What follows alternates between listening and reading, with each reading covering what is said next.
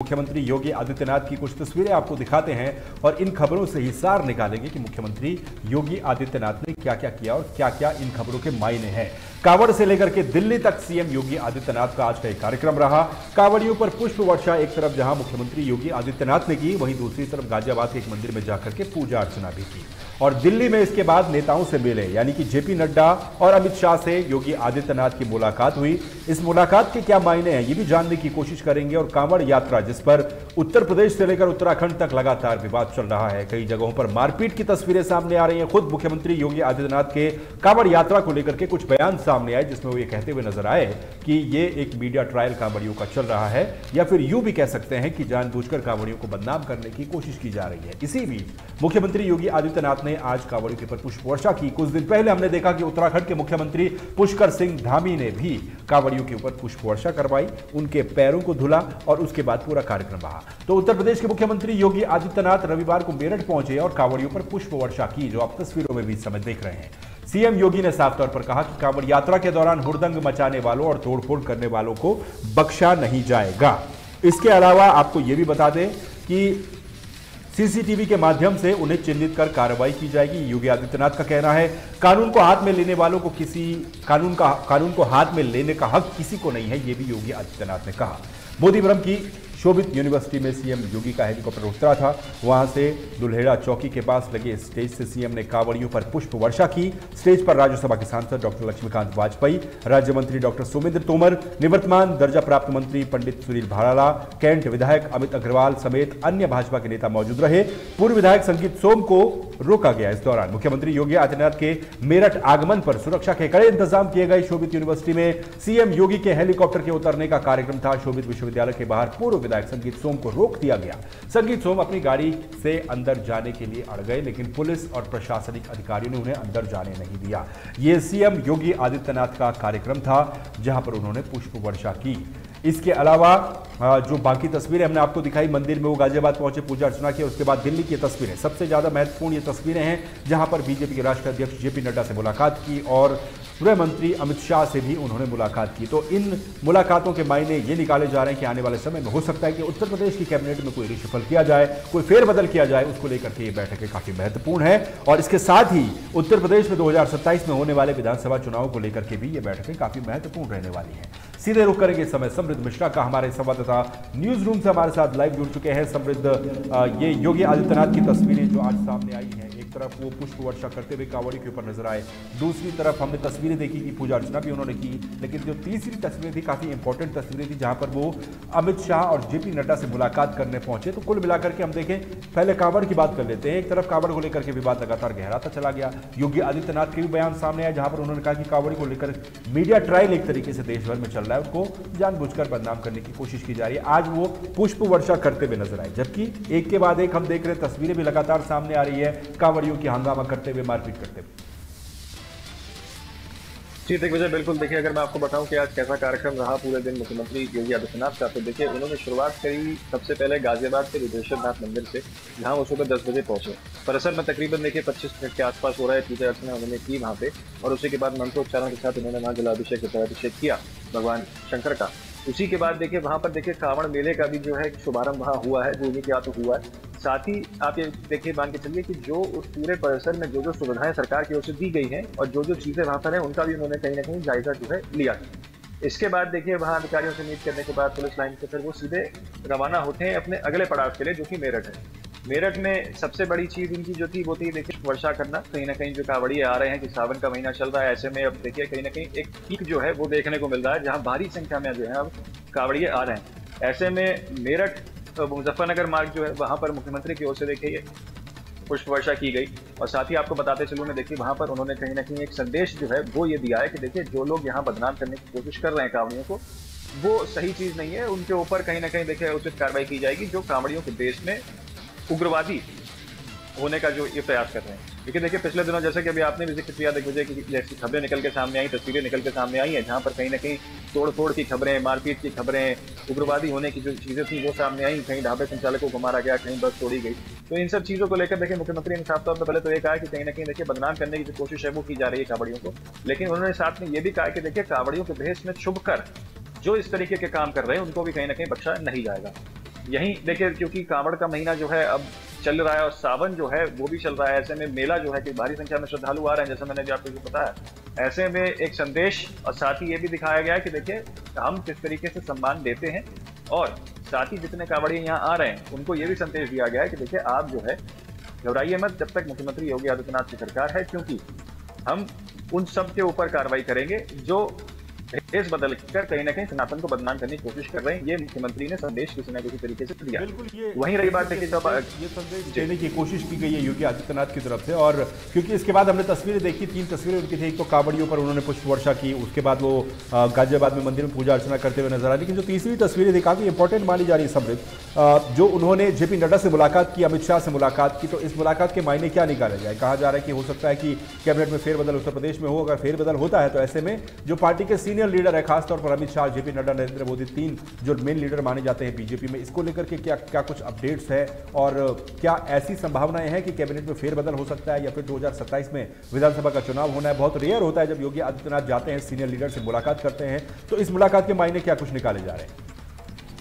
बिल्कुल देखिए पहले की जो दो तस्वीरें हैं वो तो इस बात दृष्टि देती हैं कि देखिए हमने धार्मिक नजरिए से जो चीजें करनी थी वो कर ली सरकारी तौर पर, लेकिन देखिए औपचारिक रूप से अगर बात करी जाएगी तो देखिए 27 का चुनाव जो है वो प्रदेश के अंदर आ रहा है कहीं ना कहीं, और ऐसे में सबसे बड़ी चुनौती सरकार के लिए यह है कि वापसी सरकार में करना।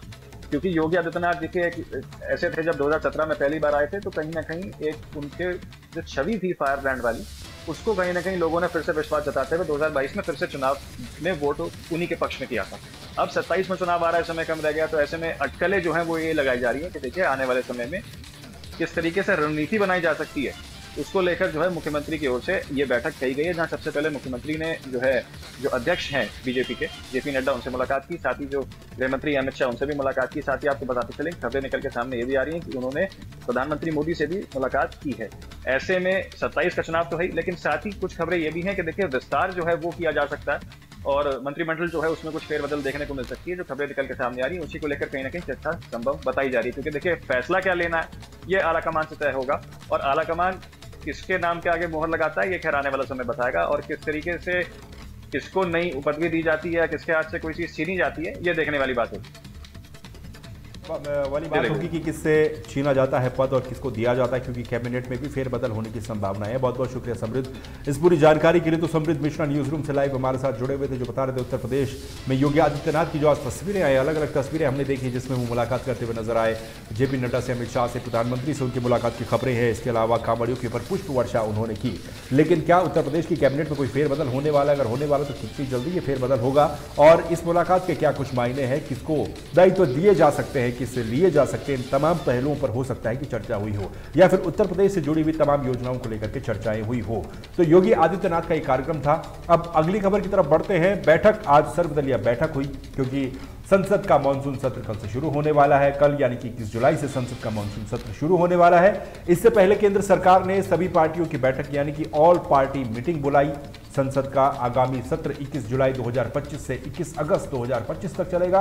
वहीं स्वतंत्रता दिवस के मद्देनजर रखते हुए 13 और 14 अगस्त को संसद की बैठक नहीं होगी। इसके अलावा मानसून सत्र में विपक्ष कई मुद्दों पर सरकार को घेरने की तैयारी कर रहा है, सरकार को घेरने की कोशिश करेगा। सत्र शुरू होने से पहले राजधानी में सभी पार्टियों की एक बैठक हुई, जिसमें कई पार्टियों के वरिष्ठ नेताओं ने हिस्सा लिया। बैठक में कौन कौन शामिल रहा? इस बैठक में केंद्रीय मंत्री जेपी नड्डा और किरण रिजिजू समेत तमाम कांग्रेस के सांसद, सुरेश, जयराम रमेश, शिवसेना सांसद श्रीकांत शिंदे, केंद्रीय मंत्री अनुप्रिया पटेल, एनसीपी एससीपी सांसद सुप्रिया सुले, बीजेपी सांसद रवि किशन, समाजवादी पार्टी के और वाईएसआर कांग्रेस के, जेडीयू के, एआईएडीएमके के, सीपीआईएम के और डीएमके के नेता भी इस सर्वदलीय बैठक में मौजूद रहे। तो ये दो तस्वीरें भी आप देख रहे हैं। विपक्ष क्या इसमें वार करेगा और सरकार कितनी तैयार होगी विपक्ष के वार को लेकर के, ये तमाम बातें रहेंगी। मानसून सत्र में क्या विपक्ष के मुद्दे हो सकते हैं वो भी आपको बता देते हैं। 22 अप्रैल को जम्मू कश्मीर में हुए पहलगाम हमले और 7 मई को लॉन्च हुए ऑपरेशन सिंदूर के बाद ये पहला संसद का सत्र है। इसके अलावा बिहार में वोटर लिस्ट में सुधार और वक्फ बिल भी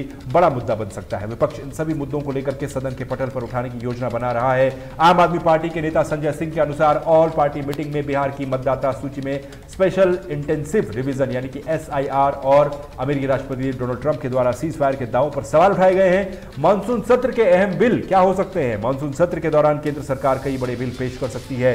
कुछ अहम बिल पास करवाने की तैयारी में केंद्र सरकार है, जिसमें हम ग्राफिक्स के जरिए भी आपको बताएंगे कौन कौन से बिल हैं जो सत्ता पक्ष यहां पर ला सकती है। लोकसभा में मणिपुर माल और सेवा कर संशोधन विधेयक 2025, जन विश्वास प्रावधानों में संशोधन विधेयक 2025, भारतीय प्रबंधन संस्थान संशोधन विधेयक 2025, कराधान कानून संशोधन विधेयक 2025, विरासत स्थल और भू अवशेष संरक्षण रखरखाव विधेयक 2025, खान और खनिज विकास और विनियम संशोधन विधेयक 2025 को रखा जा सकता है। राष्ट्रीय खेल प्रशासन विधेयक 2025 को भी रखा जा सकता है। राष्ट्रीय डोपिंग विरोधी संशोधन विधेयक 2025 को भी सदन के पटल पर सरकार के द्वारा रखा जा सकता है। ये विधेयक है जिनको सरकार रख सकती है, केंद्र सरकार, और उसको घेरने के लिए विपक्ष भी पूरी तरह से तैयार है। विपक्ष की तरफ से कौन कौन से मुद्दे हैं वो भी आपको बता देते हैं। जिन मुद्दों पर विपक्ष सरकार को घेरने की कोशिश इस बार करेगा, इसमें सबसे महत्वपूर्ण मुद्दा बिहार में मतदाता सूची को लेकर के है, यानी कि एसआईआर को लेकर के, और ऑपरेशन सिंदूर जैसे मुद्दों पर बहस की मांग विपक्ष के द्वारा संसद के इस सत्र में की जा सकती है। तो ये मुद्दे हैं जिनको विपक्ष उठा सकता है। इसके अलावा अहमदाबाद विमान हादसा, देश भर में बढ़ती बेरोजगारी, किसानों की समस्याएं, एमएसपी को लेकर के तमाम तरह की समस्याएं किसानी की रही है, इन मुद्दों को भी विपक्ष उठा सकता है और इस पर सरकार को घेरने की कोशिश कर सकता है। महिलाओं के खिलाफ अपराध और महिला सुरक्षा का मामला देश भर में महत्वपूर्ण बनता जा रहा है, इसको भी प्रमुखता के साथ विपक्ष उठा सकता है। लेकिन उससे पहले आज सर्वदलीय एक बैठक थी। इस सर्वदलीय बैठक में कई दलों के नेता शामिल हुए। विजय लक्ष्मी का रुख करेंगे, इस समय न्यूज रूम से हमारे साथ जुड़ चुकी है विजय लक्ष्मी। विजय लक्ष्मी, सर्वदलीय बैठक होती है, तमाम पॉलिटिकल पार्टीज के जो नेता हैं वो इस बैठक में मौजूद रहे। क्या कुछ तो सबसे पहले इसको लेकर के अपडेट है, कौन कौन से नेता मौजूद रहे और सर्वदलीय बैठक में आखिर हुआ क्या क्या है? जी दिग्विजय, देखिए 11 बजे ये बैठक शुरू हुई थी। जेपी नड्डा जो कि बीजेपी के अध्यक्ष है, उनकी अध्यक्षता में ही बैठक हुई थी। केंद्रीय गृह मंत्री अमित शाह भी मौजूद थे, रक्षा मंत्री राजनाथ सिंह भी इसमें मौजूद थे और विपक्ष के तमाम बड़े नेता भी इस बैठक में मौजूद थे। देखिए कल से जो मानसून सत्र है शुरू होने वाला है, 21 जुलाई से शुरू होने वाला है, 21 अगस्त तक चलेगा। ये 21 दिन तक ये मानसून सत्र चलेगा। इसको लेकर तमाम इस बार विपक्ष के पास ऐसे सवाल है जिसको लेकर विपक्ष जो है सरकार को पूरी तरीके से घेरने की कोशिश करेगी। इसमें तमाम जो बातें आपने रखी वो तो है, इसमें कहा कि आपने एक जानकारी भी दी थी कि कितने जो विधेयक हैं जो सरकार इस बार पेश कर सकती है। 8 विधेयक है जो सरकार इस बार योजना बना रही है कि उनको पेश किया जा सके। इसी को लेकर सहमति भी बनाई गई थी। विपक्ष पक्ष दोनों बैठे हुए थे और इसको लेकर बैठक ये की गई थी। 1.5 घंटे तक ये बैठक चली थी, जिसमें कहीं ना कहीं विपक्ष भी सहमति बनाने की कोशिश कर रहा था। लेकिन अगर देखें दिग्विजय, मानसून सत्र की बात करें, कल से ये मानसून सत्र शुरू होने वाला है। ऐसे में 8 विधेयक तो सरकार के पास है ही, लेकिन 8 ऐसे भी विधेयक हैं जो लंबित है। पहले ये जानकारी दे दूं, इनमें इंडियन पोर्टल बिल है 2025 को लेकर है, ये इनकम टैक्स बिल 2025 है, readjustment of representation of scheduled tribes in assembly constitution of the state जो बिल है ये भी निलंबित है। साथ ही merchant shipping bill 2024, the coastal shipping bill 2024, the carriage of the goods by the sea bill, ये ऐसे बिल हैं दिग्विजय जो अभी लंबित है। हालांकि इसको भी पेश किया जाएगा, इसको भी पारित करने की कोशिश की जाएगी। लेकिन इसमें सबसे बड़ा मुद्दा दिग्विजय ये उठ रहा है क्योंकि मानसून सत्र शुरू होने वाला है, कल से ये सत्र शुरू होगा। विपक्ष के पास इस बार काफी ऐसे मुद्दे हैं जिसको लेकर सरकार को घेरने की पूरी कोशिश की जाएगी। इसमें पहलगाम आतंकी हमला सबसे बड़ा मुद्दा है, ऑपरेशन सिंदूर सबसे बड़ा मुद्दा है। राष्ट्रपति डोनाल्ड ट्रंप जिस तरीके से वो बयानबाजी करते हुए नजर आए हैं मीडिया के सामने, जब भी वो आए हैं तो उन्होंने कहीं ना कहीं हर बार ये जिक्र किया है कि भारत और पाक में उन्होंने सीज फायर करने की कोशिश की है। ऐसे में विपक्ष ने प्रधानमंत्री नरेंद्र मोदी को भी घेरने की कोशिश की थी कि जब एक प्रधानमंत्री सीज फायर की घोषणा कर सकता था तो ऐसे में बाहरी लोगों का इसमें हस्तक्षेप करने का क्या मतलब बनता। ये तमाम ऐसे बड़े बड़े मुद्दे हैं दिग्विजय जिसको लेकर इस बार विपक्ष काफी आक्रामक रूप में नजर आ सकती है और सरकार को पूरी कोशिश करेगी घेरने की। दिग्विजय, पूरी तरह से घेरने की कोशिश विपक्ष करने वाला है आज, क्योंकि विजय लक्ष्मी सर्वदलीय बैठक में बुलाई गई। इस बैठक में कहा जा रहा है कांग्रेस के भी कुछ नेता शामिल हुए, आम आदमी पार्टी के भी कुछ नेता शामिल हुए। यानी कि ये कहा जा सकता है कि यहीं से ही एक तरीके से विपक्ष ने अपना दबाव बनाना शुरू कर दिया है। और क्योंकि 1 महीने का सत्र चलेगा, इसमें 1 महीने के सत्र में पूरी उम्मीद लगा सकते हैं कि हंगामा रहेगा, जिस तरीके से आज सर्वदलीय बैठक में भी हंगामे की खबर सामने आ रही है। जी देखिए, बहुत बड़े मुद्दे हैं इस बार विपक्ष के पास सरकार को घेरने के लिए। मैं आपको जानकारी दे दूं दिग्विजय, 12 अगस्त से 18 अगस्त के बीच जो ये मानसून सत्र है वो फिलहाल इसके बीच में ये कार्रवाई नहीं होगी क्योंकि ऐसे में स्वतंत्रता दिवस कार्यक्रम है। तो इसको लेकर के फिलहाल जो मानसून सत्र है वो दिया जाएगा। उसके बाद से जो विधिवत कार्रवाई है वो की जाएगी। सरकार के सवाल की घेरने की बात करें, विपक्ष की जो सवाल करे, पहलगाम आतंकी हमला जो बहुत बड़ा मुद्दा रही है, हमेशा से विपक्ष ने सरकार को घेरने की कोशिश की है। 26 लोग इसमें मारे गए थे। विमान हादसा, अहमदाबाद विमान हादसा जो है उसको लेकर भी घेरने की कोशिश की गई थी। ऑपरेशन सिंदूर में किस तरीके से जवानों ने कार्रवाई की, हालांकि सरकार ने ये आंकड़े पेश किए थे कि जवानों ने घुसकर आतंकवादियों के ठिकानों को नष्ट किया है। ऐसे में सरकार के पास क्या पुख्ता सबूत है? मैं दिग्विजय आपको ये जानकारी दे दूं, जो कांग्रेस के सांसद हैं, कांग्रेस के सांसद गौरव गोगोई, उन्होंने साफ तौर पर इस मीटिंग में कहा कि जब वो संसद की जब कार्रवाई शुरू होगी, प्रधानमंत्री नरेंद्र मोदी से वो ये सवाल पूछेंगे कि ऑपरेशन सिंदूर में जवानों ने किस तरीके से कार्रवाई की। हालांकि जवानों की कार्रवाई पे उनका सवाल वो नहीं उठाना चाहते, लेकिन सरकार ने किस तरीके से काम किया है उसको लेकर के, और राष्ट्रपति डोनाल्ड ट्रंप जिस तरीके से लगातार बयानबाजी करते रहे हैं कि ट्रेड का लालच देकर भारत और पाक के बीच सीज फायर करवाया गया है, ऐसे में अगर बाहरी नेता इस तरीके की बयानबाजी करता है तो कहीं ना कहीं देश पर भी काफी सवाल उठते हैं, और ऐसे में कहीं ना कहीं छवि भी खराब होती है। ये तमाम ऐसे मुद्दे हैं जिसको लेकर सदन में बातचीत की जाएगी। प्रधानमंत्री नरेंद्र मोदी खुद विपक्ष के इन सवालों का जवाब देंगे, और कहीं ना कहीं जनता को भी साफ तौर पर जवाब मिल सकेगा कि किस तरीके से सरकार वाकई में काम कर रही है। दिग्विजय, मुद्दे रहेंगे जिनको विपक्ष संसद के सत्र में उठा सकता है। बहुत बहुत शुक्रिया विजय लक्ष्मी इस पूरी बातचीत के लिए, इस पूरी जानकारी के लिए।